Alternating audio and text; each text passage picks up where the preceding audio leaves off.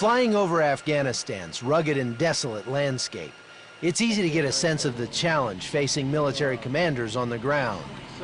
It's also clear why many Afghans have never even seen a U.S. troop. Vast areas of the country are still almost completely controlled by the Taliban.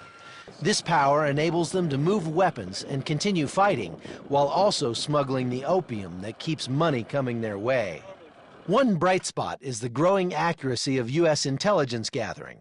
These techniques allow special forces to penetrate remote areas and execute lightning-fast raids in Taliban-held territory.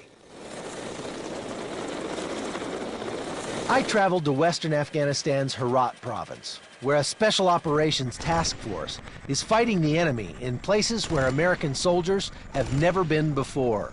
Classified intelligence uncovered a tiny village near the Iranian border that appeared to be a crossroads for drugs leaving the country and explosives coming in. These special operators began planning a midnight raid that would catch the bad guys by surprise in this Taliban-controlled town. Right here, touchdown will be somewhere around here. Alpha element and Assault 2 is hitting building 50. Tonight, we're going to be going on a mission in western Afghanistan, and we're going to be targeting an individual that has been determined is engaged in the distribution of narcotics, as well as the importation of weapons into Afghanistan for the insurgency.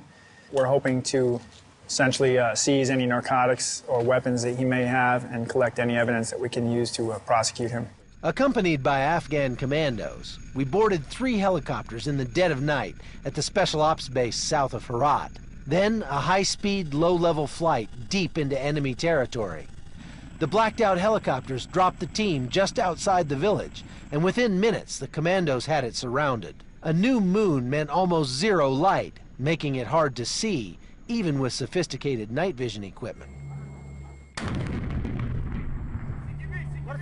The unit quickly entered the village and began the difficult and dangerous job of clearing each compound. Military-aged males were rounded up for questioning, while translators assured the women and children that they faced no harm. Breaching!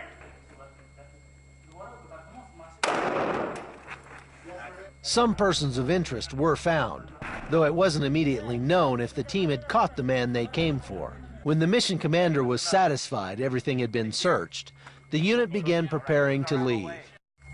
Hey, Saw 1, we got everybody? Yeah. So let's get all the commandos, make sure we got a proper count. Once we clear it, once we get out of here, we'll take a right and start heading back. This is the most dangerous part of the mission, getting out before daybreak. The element of surprise is long gone, and helicopters full of soldiers make tempting targets. After a tense few moments as the Afghans loaded their prisoners, the helicopters lifted off and headed back to base. The Special Forces are executing these kinds of missions on a daily basis around the country, training the Afghan army to take the lead and making the most of limited resources to ensure that although the Taliban may run, they won't be able to hide forever. Chuck Holton, CBN News, Herat Province, Afghanistan.